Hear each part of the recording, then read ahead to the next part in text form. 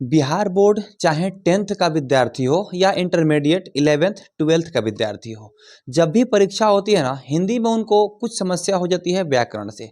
जैसे व्याकरण में जितने भी टॉपिक्स हैं, कौन से टॉपिक जो है कितना प्रकार का होता है, प्रॉब्लम यहाँ से हो जाता है। ठीक है, तो यहाँ पे आप लोग समझिएगा, हम टॉपिक को आज लेके आए हैं मेरे बच्चे कि हिंदी व्याकरण में प्रकार है ना मेरे बच्चे। तो हिंदी व्याकरण में जो ना प्रकार को आज एक एक करके आपको हम समझाने वाले हैं। तो चलिए बिना देरी किए जो ना हम टॉपिक को शुरू ही कर देते हैं। तो मेरा पहला टॉपिक आज का है मेरे बच्चे, यहाँ पे कर रहा है क्या कि हिंदी व्याकरण के कुछ प्रकार है ना। तो हिंदी व्याकरण में सबसे पहले आप लोग समझेंगे कि स्वर वर्ण के कितने प्रकार है। ऐसे तो वर्ण के आप सभी लोग प्रकार समझ भी किए हैं कि वर्ण के जो है ना आपको जो है प्रकार कितने होते हैं जी, दो होते हैं। एक स्वर वर्ण होता है और एक व्यंजन वर्ण होता है। लेकिन यहाँ पे स्वर वर्ण का ही कुछ प्रकार होता है जो कि 11 होता है। ठीक है, उसके बाद अयोग वाह है, ये जो है 2 होते हैं। उसके बाद स्पर्श व्यंजन 25 होते हैं। ठीक है ना, ये सभी व्यंजन वर्ण के पार्ट्स हैं 25 को। ठीक है, उसके बाद अंतःस्थ व्यंजन कितने हैं, 4 होते हैं। उष्म व्यंजन कितने होते हैं, तो 4 होते हैं। संयुक्त व्यंजन कितने होते हैं, तो 4 होते हैं। अब लास्ट में जो संयुक्त व्यंजन है, यहाँ पे आप लोग समझ पा रहे हैं कि जो स्र होता है ना, इस सौ और र का संयुक्त होता है। ठीक है, जैसे यहाँ पे त्र जो होता है, त्र, तो यहाँ पे जो ना त्र, ये वाला त्र जो है तो और ये र का संयुक्त होता है। तो समझ पा रहे हैं ना। तो उसी प्रकार से यहाँ पे कहा जा रहा है कि संयुक्त व्यंजन जो है ना, 2 अक्षरों के मेल से संयुक्त व्यंजन बनता है यहाँ पर। ठीक है, उसके बाद यहाँ पे उद्धरण जो है आपको 2 प्रकार के होते हैं। अनुनासिक जो नाक से वर्ण बोला जाता है 5 प्रकार के होते हैं। संज्ञा कितने, तो 5 प्रकार के होते हैं। ठीक है, ये तो आप लोग जान ही रहे हैं। ठीक है, उसके बाद है सर्वनाम 6 प्रकार के होते हैं। विशेषण कितने, तो 4 प्रकार के होते हैं।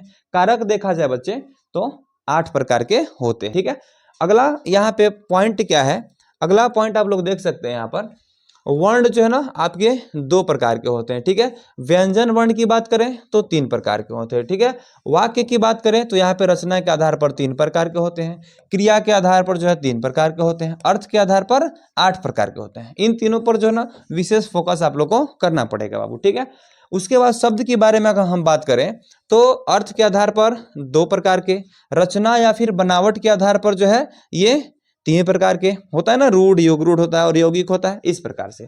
उसके बाद तत्सम तद्भव देशज अगर देखा जाए, विदेशज देखा जाए तो उत्पत्ति के आधार पर कितने, तो 4 प्रकार के होते हैं, तत्सम तद्भव देशज और विदेशज। ठीक उसी प्रकार आते हैं हम वचन पे। ठीक है ना, एक वचन और बहुवचन, यानी वचन जो है कितने प्रकार के, तो 2 प्रकार के यहाँ पर। ठीक है, पदबंध के बारे में देखा जाए तो 5 प्रकार के, कितने प्रकार के हैं जी, पदबंध यहाँ पे 5 प्रकार के है। ठीक है, उसके बाद क्रिया की बात की जाए बच्चे तो यहाँ पे पदबंध हो गया आपको, पदबंध 5 प्रकार के। हाँ जी हाँ, क्रिया कितने प्रकार के, तो क्रिया 2 प्रकार के। ठीक है, समास 6 प्रकार के होंगे आपको। ठीक है ना, अगर संज्ञा की बात की जाए तो 5 प्रकार के। लिंग कितने प्रकार के बाबू, तो 2 प्रकार के। ठीक है, और संधि की बात करें तो कितने प्रकार के, तो ये संधि जो होता है ना 3 प्रकार का होता है बाबू। ठीक है, स्वर संधि, विसर्ग संधि और व्यंजन संधि बाबू। ठीक है ना, अगला यहाँ पे टॉपिक है मेरा कि काल कितने प्रकार के होते हैं। तो काल जो है ना ये आपको 3 प्रकार के, जिसमें वर्तमान काल कितने हो जाते हैं जी, तो 3 हो जाते हैं।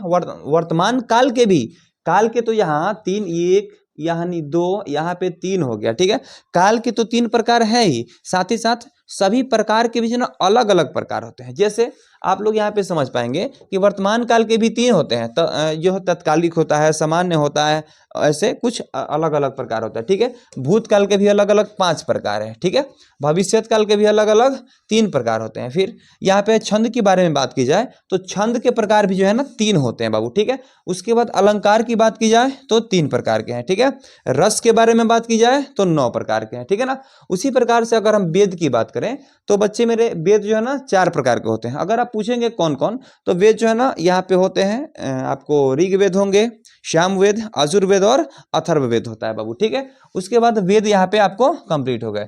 यहाँ पे जो है वेदांग, वेदांग जो है ना कितने प्रकार के, तो 6 प्रकार के। और पुराण की बात करें तो 18 प्रकार के होते हैं। ठीक है, तो यहाँ पे जो है ना इस प्रकार से आपको ऑब्जेक्टिव में या फिर कभी कभी होता है ना कि सब्जेक्टिव में भी ये पूछ दिए जाते हैं कि ये टॉपिक जो है ना अलग अलग, प्रत्येक टॉपिक कितने प्रकार के होते हैं। और कभी कभी ये भी पूछा जाता है कि सभी का नाम भी लिखिए बाबू। ठीक है, तो इसमें से जो है ना सभी में से, इन सभी में से जो है कौन सा आप जो है ना टॉपिक, कौन सा टॉपिक आप सबसे पहले सबसे पहले सीखना चाहते हैं इन सभी में से कौन सा टॉपिक, तो भी यहाँ पे टॉपिक दिया हुआ है, इन सभी टॉपिक में से आप सीखना चाहते हैं कोई सबसे पहले, या फिर इसमें से कोई टॉपिक आप सबसे पहले सीखना चाहते हैं, ठीक है ना, या फिर इस टॉपिक में से जो है कोई टॉपिक आप सबसे पहले सीखना चाहते हैं। जो भी बच्चे वीडियो को देख रहे हैं एक बार कमेंट जरूर कीजिएगा कि कौन सा टॉपिक जो है ना एक ही छोटा सा वीडियो में आप संपूर्ण टॉपिक सीखना चाहते हैं, उसी टॉपिक को जो है ना कल हम सबसे पहले लेके आएंगे और उसका भी सुंदर सा एक वीडियो बना देंगे।